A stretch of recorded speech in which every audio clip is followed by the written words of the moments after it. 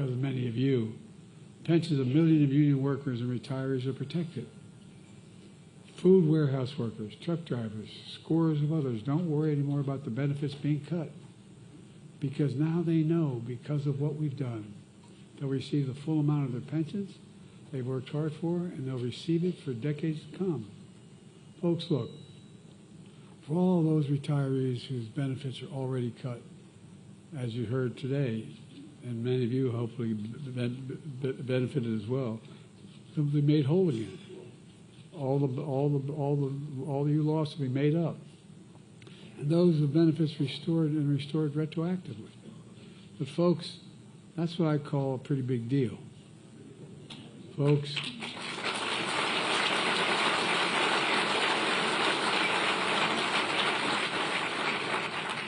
So I came to North Philly today to announce major progress we made in implementing the Butch Lewis Act. But this morning, the U.S. Department of Labor released a report which shows that since we passed the law in March of 2021, we've already protected the pensions of over 1.2 million workers and retirees.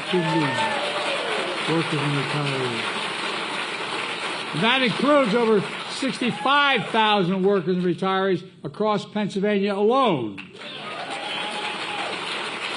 For retirees whose benefits are cut or at risk of being cut, we paid them back more than $1.6 billion so far.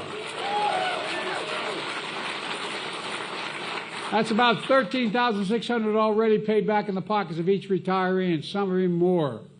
It's a game changer. Today I'm also announcing $684 million from the Butch Lewis Act to restore pensions for additional 29,000 members of the United Food and Commercial Workers Union.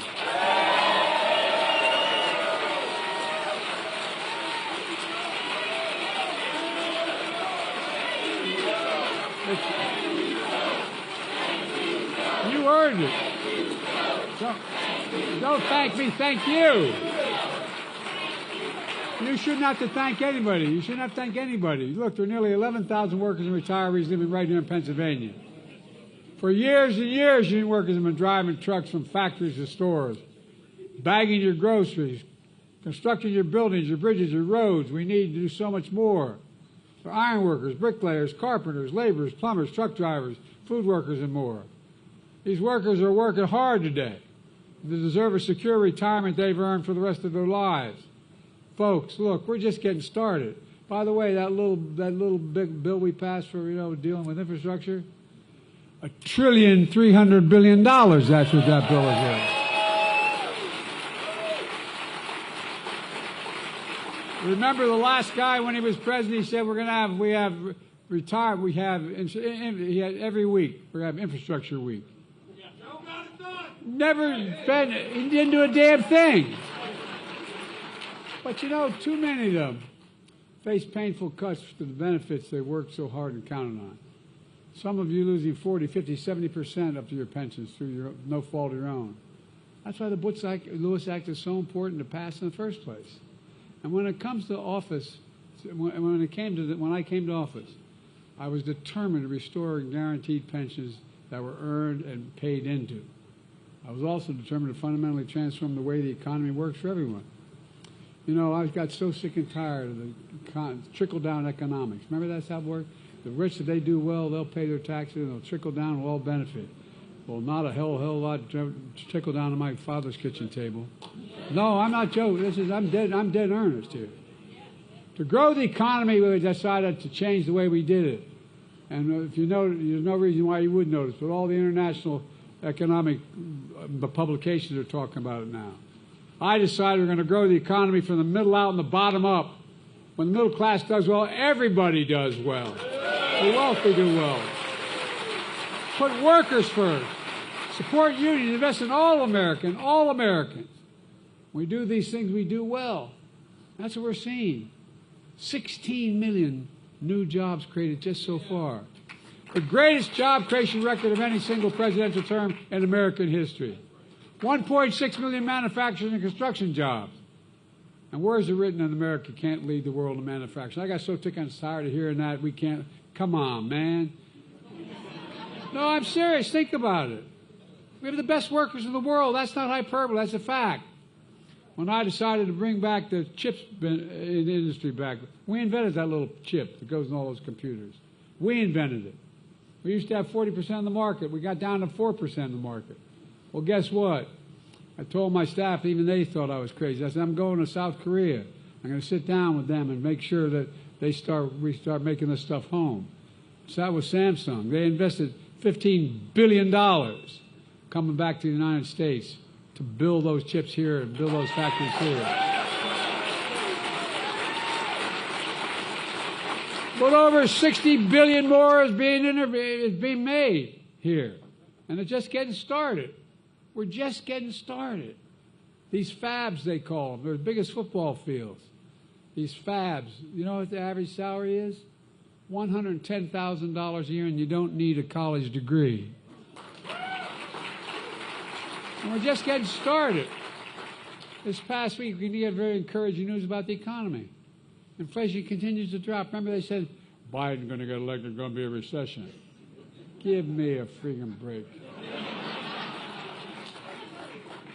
We got it back down from goes to 9% down to nearly 2%, which means people have more money in their pockets now than did before the pandemic, and we're continuing to see economic growth. Today, union workers are modernizing American infrastructure, roads, bridges, airports, ports, clean water, affordable high-speed internet for every Pennsylvanian, not some, every. And thanks to the bipartisan infrastructure law, Pennsylvania has received $18 billion so far for 2,000 projects. So far. And that includes $1 billion for the city of Philadelphia in a few months since Mayor Parker's been in office. They already got $1 billion to it. Look, folks, I signed an executive order to make sure large federal construction projects use project labor agreements that are negotiated. Not a joke. Negotiated between union and companies before the construction begins, because we make sure construction is top-notch, on time, and on budget. And by the way, employers are starting to figure it out. Not a joke. I told you about Samsung. When the guy said, why are you coming to the United States? He said 2 reasons. One, you have the best workers in the world. I'm not a joke. Most qualified workers. People think, I wish union would start talking about what it takes to become whatever you decide to be, whether anything from electrician to whatever. You have to do somewhere between 4 and 5 years of apprenticeship. It's like going back to school, man, like going to college. But people don't know it. People don't know it. We got to talk more about it, so people who aren't in unions understand just how damn qualified you are and how hard you work to get to where you are. You know, Buy American used to be the law of the land. By that it is, look, the way it works, supposed to work, back in the 30s when they were trying to bust unions and prevent them from coming to be in the first place. But they passed a law under Roosevelt, which said that if you're going to form a union, you can't do the following things to try to break the union. But there was a provision in there, and that nobody paid attention to. It said, and when the president spends money given to him by the Congress to do something for the country, he has to use American products, and he has to use American workers. Nobody did it. No, not a joke. Well, every damn penny I've been sent by the United States Congress has been gone to use American product and American workers. Every one. Not a joke.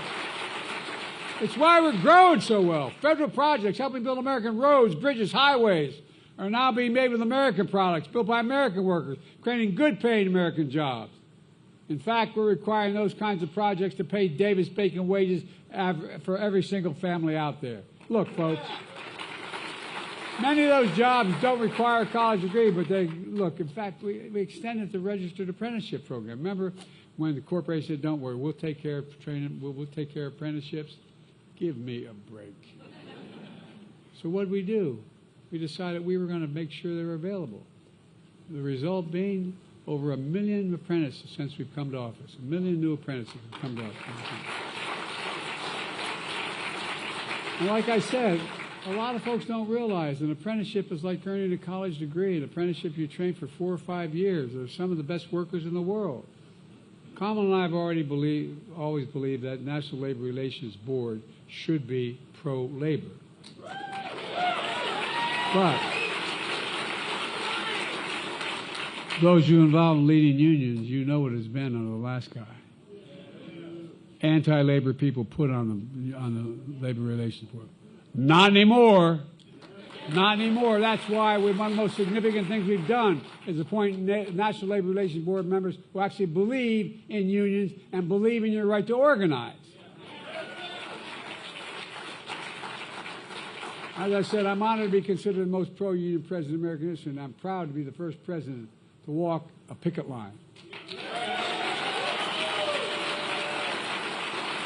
And Kamala is proud to have walked the picket line as well. The other guys look for picket lines to cross, but we've always had your back. We've always had your back. Well, look, I don't want to get going here. We owe you so much. I really mean it. The country owes you so much. Let me close with this. When I was raised in Scranton, where my dad taught me something that always stuck with me. And I mentioned to you before that a job is a lot more than a paycheck. And it really is. Think about it. Think about what it is. It's about your dignity. It's about how you're treated. It's about how people look at you, look up to you, not down at you. It's about your place in the community. It's about being able, as I said, to look your kid in the eye and say, honey, it's going to be okay, and mean it. Mean it. That's the value set I learned here in Pennsylvania.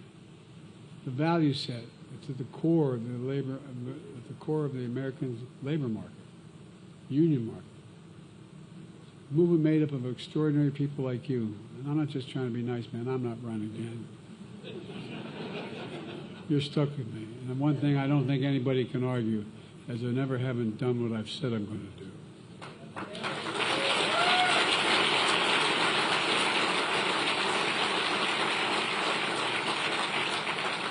So, and like someone we honor today, Butch Lewis, joining us today is his wife, Rita. Rita, where are you? Come on up here.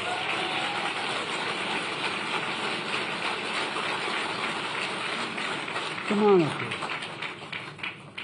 Rita and Butch are childhood sweethearts. Butch played baseball, drafted by the Pirates, by the way, out of high school. Come over here for me. We'll walk over there in a minute. And he enlisted in the Army instead. Special Forces, Army Ranger, served in Vietnam. Earned the Bronze Star and the Purple Heart. Came back home to Rita, settled in Cincinnati, became a Teamsters trucker, and then president of his local. Known as an honorable, honest, decent labor leader. That's who he was.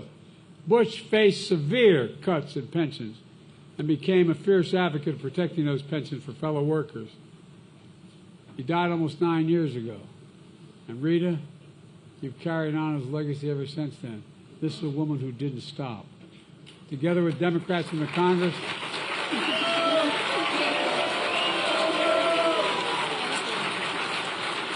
the Butch Lewis Act I signed into law now protects pensions for millions of American workers, and it matters. Rita, can you please join me over here? Can you all hear me from here? The Citizens Medal is given to citizens of the United States of America who have performed exemplary deeds of service for their country or their fellow citizens. A fierce labor leader, Butch Lewis helped to protect hard-earned pensions of millions of Americans. He passed up a shot at professional baseball, instead serving our nation as a decorated Army Ranger in Vietnam. He spent 40 years as a trucker, teamster, and union leader, fighting for the dignity of work and solidarity of workers across Ohio and the country. A man of humility and warmth, he inspired everyone around him, embodying the simple truth that the middle class built America and unions built the middle class.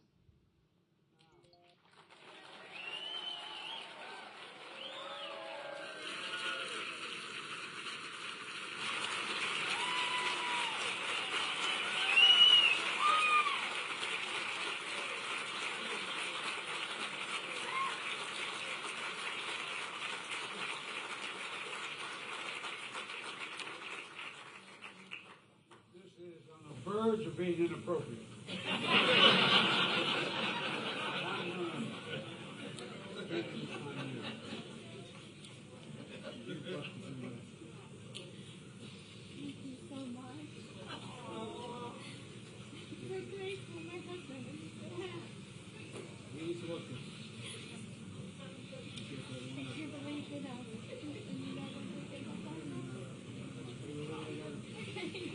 What am I doing here? Hang on.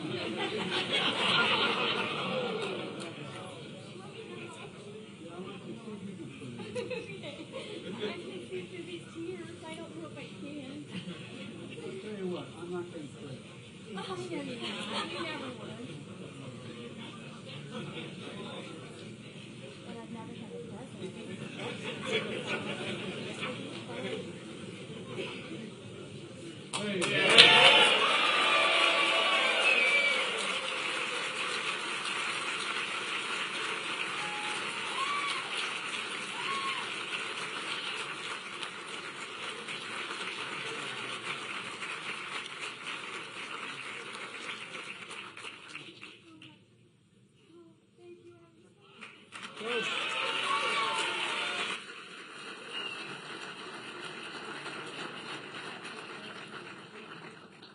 My dad had another expression. He used to say, for real, remember, Joey, family is the beginning, the middle, and the end. Thank you all for being loyal to one another, not forgetting where you come from, and sticking with those you need to help. Thank you, thank you, thank you.